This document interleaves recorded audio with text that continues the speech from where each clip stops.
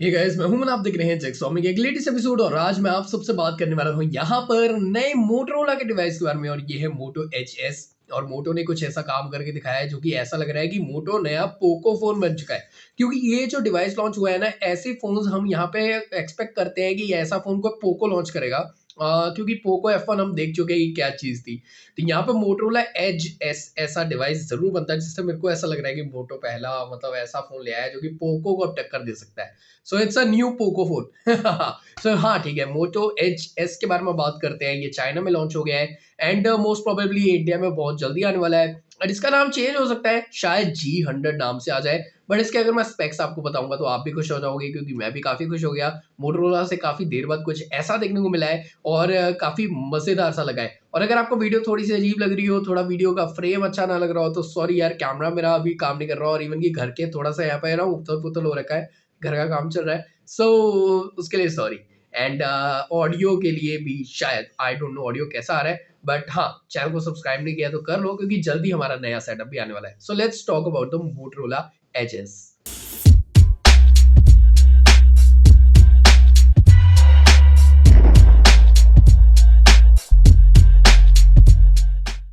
तो चलिए स्पेक्स के बारे में बात कर लेते हैं जल्दी से। और यहाँ पर मैं एक चीज़ में कंफ्यूज हूँ कि इसकी जो बैक बनी है वो ग्लास की है या फिर प्लास्टिक की है। बट जो यहाँ पे देखने को मिल रहा है ना, वो काफ़ी ज़्यादा अमेजिंग सा डिज़ाइन मिल रहा है। क्वाड कैमरा सेटअप देखने को मिल रहा है, ग्लॉसी सी फिनिश मिल रही है और ये डिज़ाइन काफ़ी प्रेटी लग रहा है और पैटर्न अच्छा है। मैं ये बात कहूँगा कि यार देखो, प्लास्टिक और ग्लास की आपकी चॉइस है। आज के टाइम पर मैं ज़्यादा कुछ नहीं कह सकता, क्योंकि अभी तो फ्लैगशिप फोन में भी हमें प्लास्टिक बैग देखने को मिलनी शुरू हो गई है। सो हाँ, प्लास्टिक जो है वो थोड़ा सा ड्यूरेबल ज़्यादा रहता है, बट स्क्रैचेस जल्दी आ जाते हैं, तो ये आपको थोड़ा सा सोचना है। ठीक है, डिस्प्ले के बारे में बात करते हैं। ये डिस्प्ले HDR10 वाली है और यहाँ पर 6.7 इंचेस की डिस्प्ले देखने को मिलती है।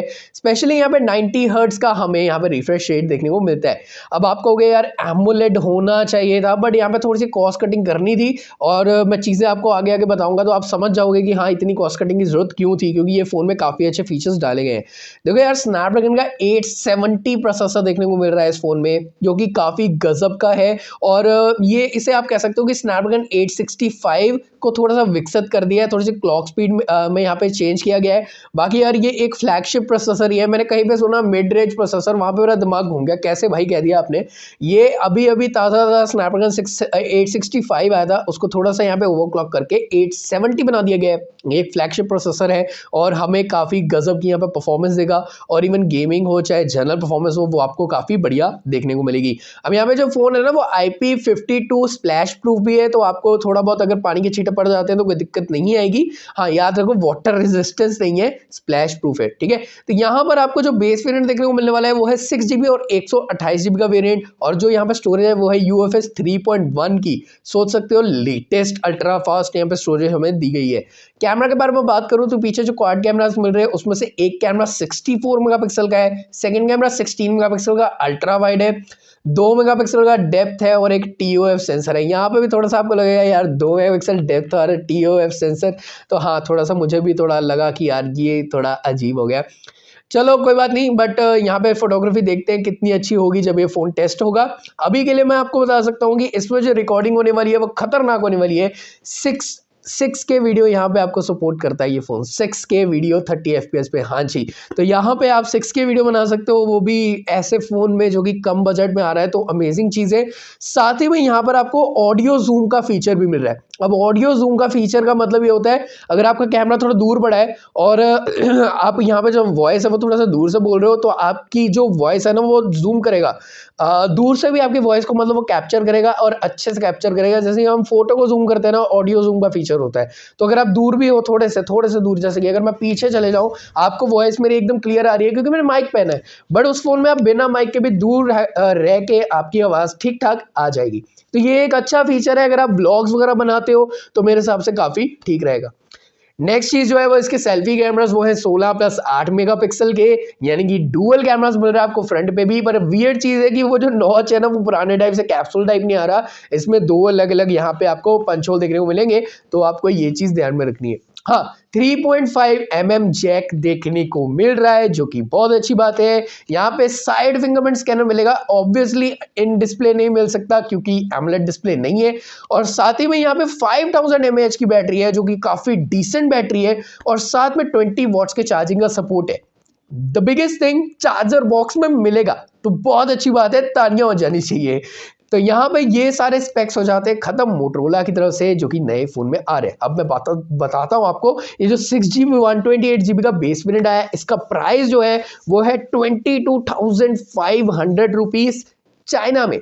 जी हाँ, 22,000 रुपीज, 22,500 रुपीज, तो मैं थोड़ा और सस्ता कर गया इसको कोई बात नहीं। पर यहाँ पर ये जो फ़ोन है इस प्राइस के ऊपर काफ़ी दमदार है, काफ़ी बढ़िया है।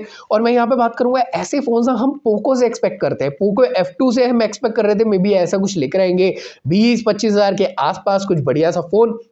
अब देखो यार, मोटरोला इंडिया में लाते लाते अगर इस प्राइस के ऊपर स्टिक करता है तो मजा आ जाएगा। देखो कम तो मेरे को नहीं लगता लेके जाएंगे कि 20,000 के ऊपर एक्सपेक्ट कर लो आप।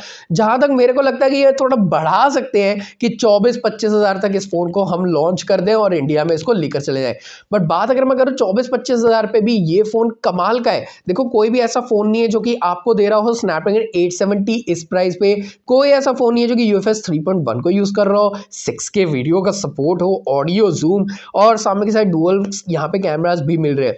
तो यहाँ पे काफी गजब के यहाँ पे मैं कहूंगा फीचर्स आपको देखने को मिल रहे हैं एक बजट कैटेगरी के फोन में। बजट प्रीमियम कह सकते हैं या मैं कह लो मिड रेंज कह लो, मिड रेंज कह सकते हैं, जहां पर सैमसंग M51 है और इनका अपना Moto G 5G है।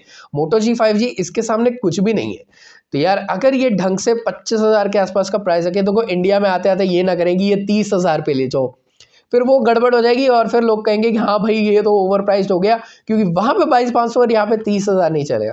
तो यहाँ पे मोटरोला का प्राइसिंग को इंडिया में थोड़ा सा जबरदस्त तरीके से लाना पड़ेगा, और G100 के नाम से पता चल रहा है कि आ सकता है रीब्रांड होके, बट हाँ अभी के लिए तो एज एस के नाम से जाना जा रहा है। एंड डेफिनेटली ये फोन मेरे को बहुत पसंद आया इस प्राइस पे। और एमोलेड की बात करूँ तो देखो यार, कॉस्ट कटिंग करनी थी इतने सारे फीचर्स डालने के बाद, तो ठीक है फुल HD हमें IPS LCD मिल रही है, 90 हर्ट्ज पे एटलीस्ट हमें रिफ्रेश रेट अच्छी मिल रही है।